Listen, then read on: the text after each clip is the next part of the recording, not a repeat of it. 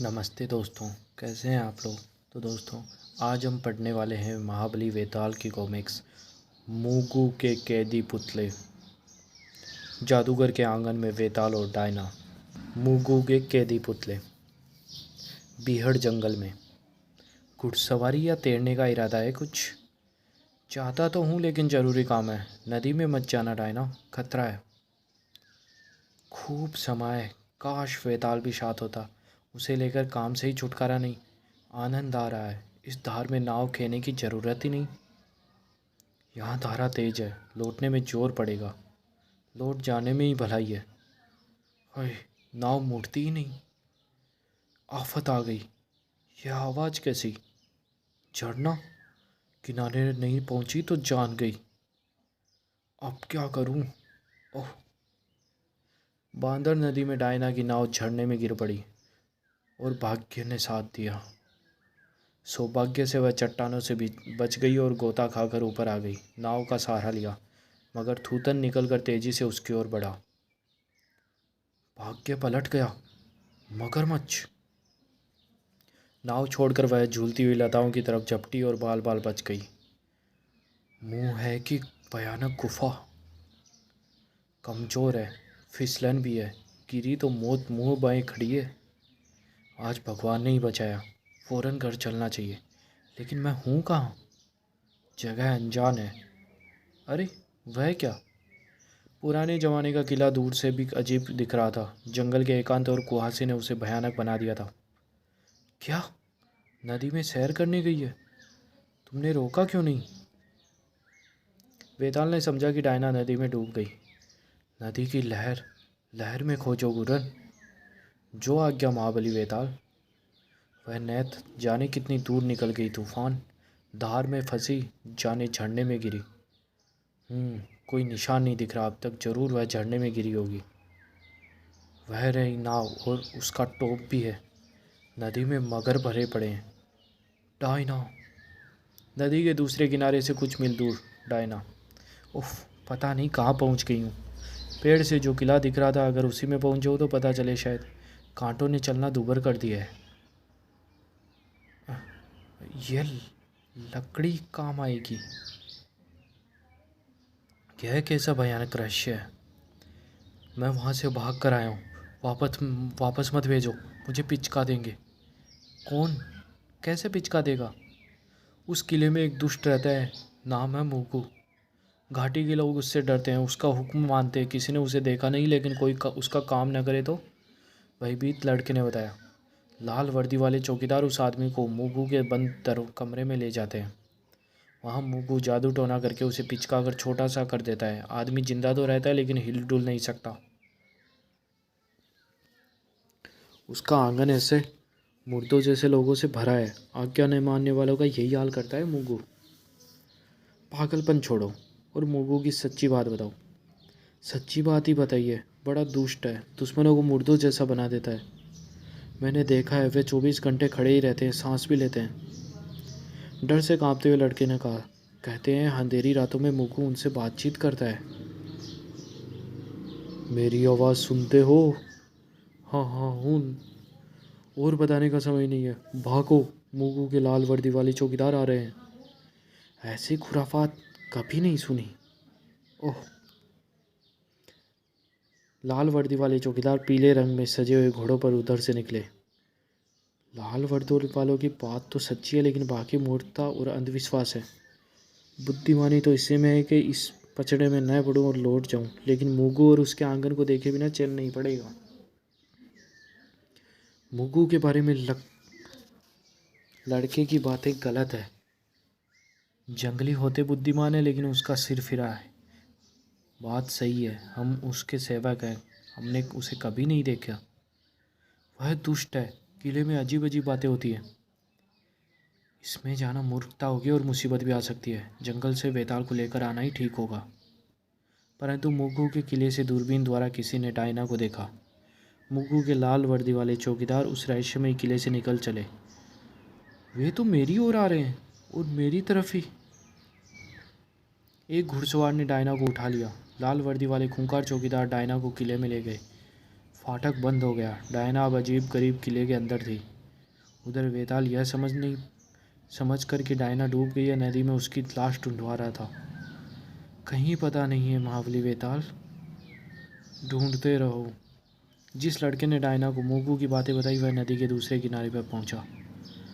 नदी, इसे पार कर लो तो मूगू के चंगुल से छूट जाऊं। नावें आई हैं, ये पार करा देंगे। तुम्हें अभी ये पार नहीं ले जाएंगे। एक औरत डूब गई है, खोज रहे हैं। कैसे औरत थी? लोगों ने बताया तो वह जान गया कि वह औरत डायना ही थी। वह डूबी नहीं है, जिंदा है, मैंने उसे देखा है। क्या? इसे जल्दी वेताल के पास ले चलो। मृत्युंजय वेताल, वह स्त्री नदी में डूबी नहीं, जीवित है, मैंने उसे देखा है। कहाँ? कब? कुछ घंटे हुए। मैंने उसे मूगू की बात बताई, वह शायद उसके किले की तरफ गई है। मूगू? वह कौन है? लड़के ने मूगू और उसके लाल वर्दी वाले चौकीदारों की तथा उसके इशारों पर नाचने वाले और उससे डरने वाले गांव की सब बातें वेताल को बताई। किला पूरब की ओर है, लेकिन महाबली वेताल, सावधान, उधर मत जाना।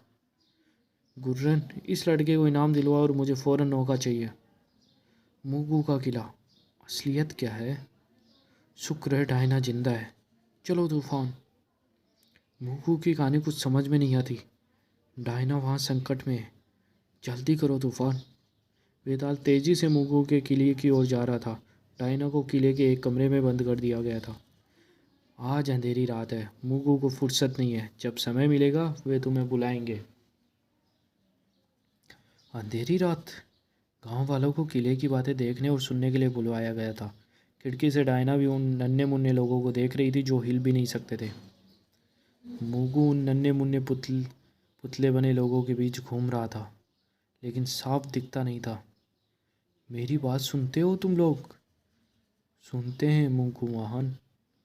गांव में लौट जाओ और याद रखना, अगर मूगू महान का काम करने में जरा भी कोताही की तो तुम्हारे यही हाल होगा।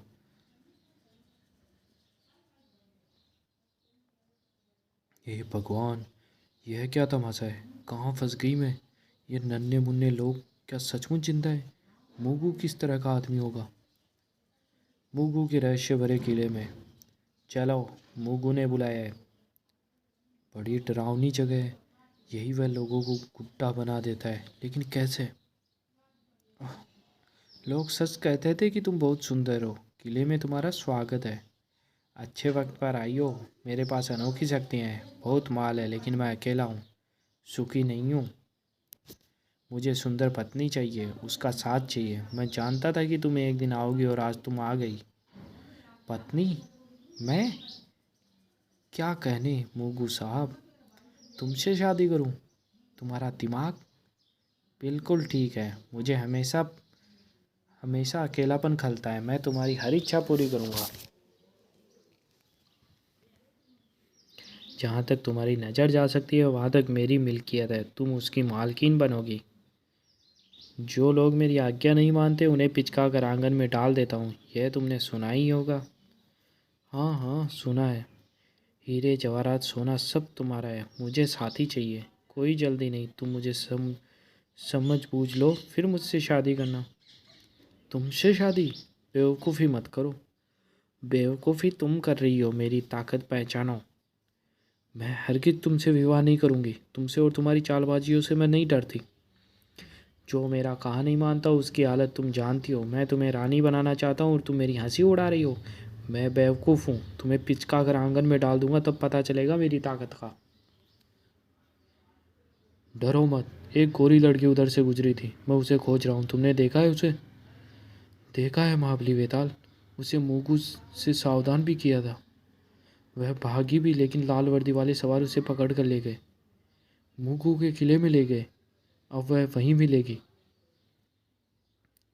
ये वेताल है, मृत्युंजय वेताल। हमारी मदद को आए हैं, ये मूगू का नाश करने। वेताल। मूगू कौन है? जादूगर है, बहुत अत्याचारी है। अपने शत्रुओं को गुड़िया जैसा बना देता है। बहुत शक्तिशाली है, सभी डरते हैं उससे। वेताल किले की ओर चल दिया। जंगल के लोग खुशियाँ मनाते हुए उसके पीछे हो लिए। बड़ा खराब आदमी मालूम होता है, उसका कुछ ठिकाना करना ही होगा। हुजूर, एक नकाबपोश सवार के पीछे पीछे बहुत से लोग इधर आ रहे हैं। आने दो, मैं नहीं किसी की परवाह करता। नकाबपोश सवार? क्या क्या वह? वेताल मुगू के डरावने किले तक पहुंच गया। वेताल मुगू का नाश कर देगा। वेताल हमें मुगू से छुटकारा दिलवाएगा। उसने भारी भरकम दरवाजे को खटखटाया, लेकिन अंदर से कोई जवाब नहीं मिला। दरवाज़ा खोलो मुगू। वेताल ने पिस्तौल निकाली और धुआंधार गोलियां चलाने लगा। चौकीदार डर के भागे। वेताल उछला और आंगन में कूद पड़ा। जंगल वाले उसे देखते रह गए। उसने किले में मुगू का पीछा किया। ओह, वह भाग रहा था कि फर्श में छुपा हुआ दरवाज़ा खुला। वह नीचे तहखाने में गिर पड़ा। कैसा मूर्ख हूँ मैं, चौकस रहना भी भूल गया। उसने मुगू के चेहरे पर खुशी की झलक देखी। फिर दरवाज़ा बंद हो गया और उसे घुप अंधेरे में घेर लिया। एकाएक तेज रोशनी हुई और कोई भारी आवाज़ में बोला, पिस्तौल डाल दो, नहीं तो गोलियों से भून देंगे।